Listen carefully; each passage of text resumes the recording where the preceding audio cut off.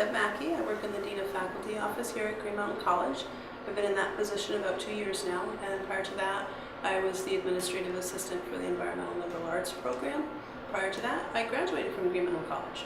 I live here in Poultney and I have been here for about 35 years now. I think it's something that goes back to when I was a child. I used to spend a lot of time in the garden with my grandparents and my parents, and it was always something that I enjoyed and something that was rewarding, in that when I worked in the garden I always got something good to eat. Fresh green beans, tomatoes, blueberries, strawberries. I'm Jim Graves, professor in biology, and I'm a plant ecologist, so I have a lot of interest in plants, and I had a grandmother who had this huge vegetable garden, so maybe that's one reason I went into botany. But certainly have a love of natural systems, which I study mostly, but then I'm also interested in eating like everyone else. My wife does a lot of the gardening that we do at home, and we don't have a huge garden. It's like 20 by 30 feet, something like that. But it's amazing what we can get out of that. And I will say, boy, it just through much of the year we have food from the garden, and it does taste good.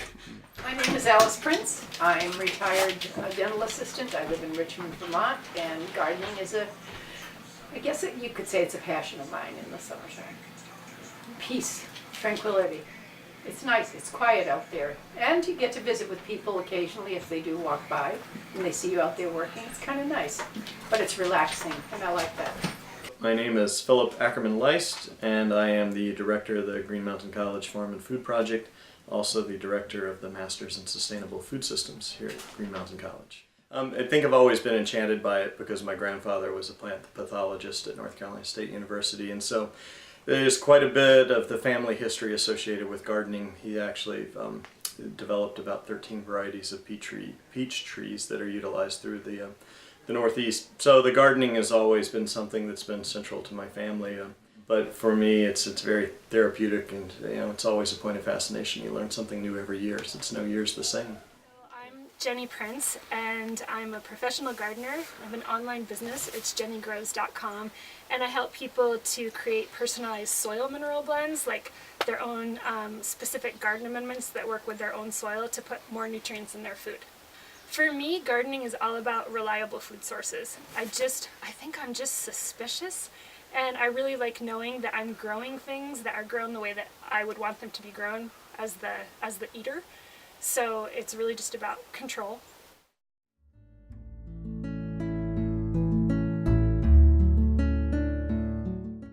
Well, I like all of them, and I grow almost all of them, some more successfully than others. Tomatoes have always been a big challenge, so I keep hacking at it, trying to get it so that it's not so much bugs, but the diseases that they seem to, so that they don't collapse on me before I get to harvest them.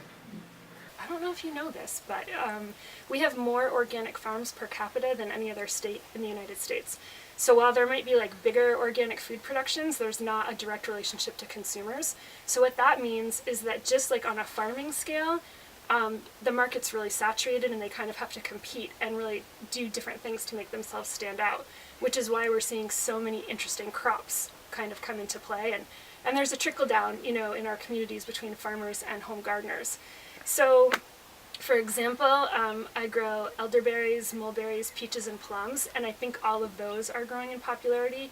Sweet potatoes are another one that people are starting to experiment with, because it seems like the weather's changed a little bit here and we have a longer season, so we can get away with it. But from there, the sky's the limit. Vermonters are like into trying things out.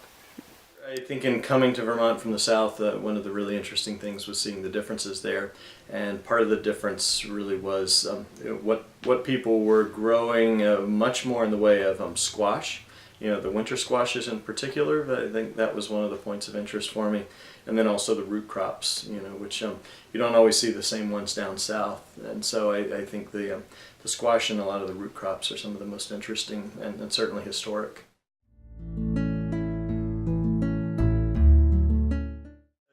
Vermont certainly has one of the strongest organic agriculture communities anywhere in the entire United States. And I think, the seasonality of it has helped build it out, also this notion of purity and greenness. And so I think we just need to keep the faith and wear that mantle proudly. I noticed that people are pretty helpful, very helpful. They're very willing to share information, interested in seeing small farming operations succeed. It's kind of like in the old days when you hear that, in these scattered communities of settlers, they valued each other and they would help each other out. I think you get a little of that. In terms of farming, I was on the Vermont Vegetable and Fruit Growers, Berry Growers Association list, so you get all these mass emails. So I know that we've talked about tomato blight, so you can really be in the know that something's coming, because farmers communicate about that stuff all the time. And if you're on that list or you're communicating with not just gardeners but also farmers, you get to hear early on like what kinds of pests to be on the lookout for, or what kinds of defenses might help you to just navigate your way around those pests.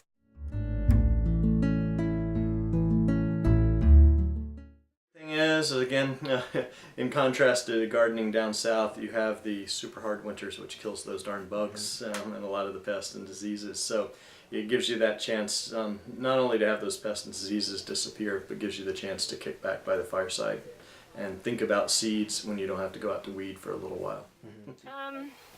Well, I think one of the things that's great about it is the big farming community and just having that cultural relationship where there's like information everywhere. There's like a really great community to rely on. It's like growing a child. It's from start to finish. You put this seed in the ground and all of a sudden, amazingly, something pops up and the next thing you know, it's 3 feet tall. And I think that's very appealing.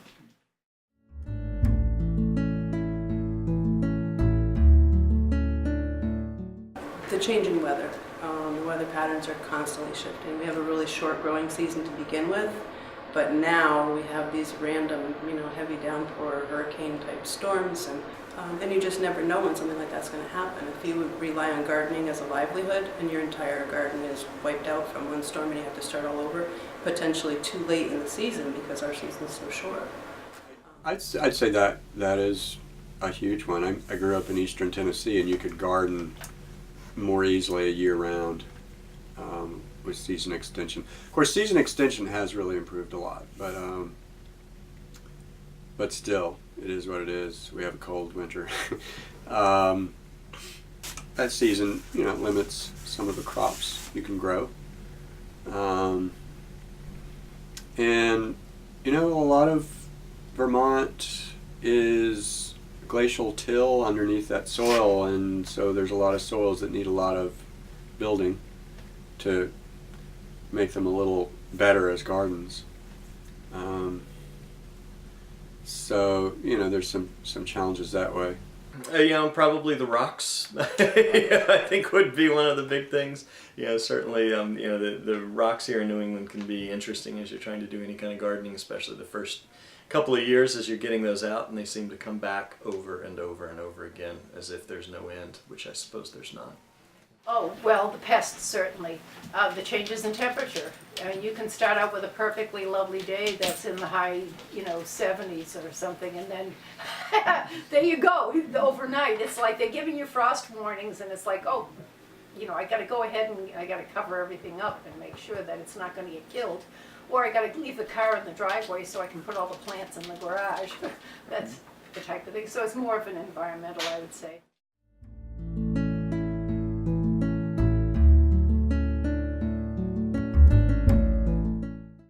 Start small, a couple of pots, even doing those, outside, and just you want those small successes, or maybe what you want are big successes on a moderate scale and small failures. Get out there and try it. Just do it. We here at Green Mountain, we've got this wonderful farm over here that students are encouraged to go over and pitch in, do chores, get out there, work in the greenhouse, find out what it's all about. I think that the challenge for a new gardener is sort of like not falling into the trap of needing to memorize lots of information. So it's like if you can just stick to the total basics of like, you need to make sure that you water your plants, and the easiest way to do that is stick your finger in the soil, and if it's not wet, you need to water. You need to make sure that you're feeding nutrition, and you need to make sure that you're like, just, you know, you're making it so that there's enough room for the plants to access nutrients, and you're harvesting on a normal schedule. I think what gets tricky is that you're like, okay, so this is what I spray for cucumber beetles, and this is what I'm going to do for powdery mildew, and this is what I'm going to do for Japanese beetles. And I just feel like forget all that. Just like have one approach to deal with pest and disease, and just stick to positive activity. Just feed, water, nourish, you know, just be a caring plant parent, and stick to that information, because people get really obsessed with this kind of like Rolodex of memorizing pests and disease and how to deal with them, and they start ignoring doing the basics. I think dabble is a good clue right there. I think just start small. Don't try to, I'm going to grow every vegetable in the world. If you only have a little tub to put out on your deck or your patio or something, do that. Your favorites, you know, cucumber, tomatoes, and lettuce, a little bit of herbs. I'll start with just herbs. Some herbs can be grown in the house during the wintertime, and that might, you know, that little business of getting your thumb green would be helpful.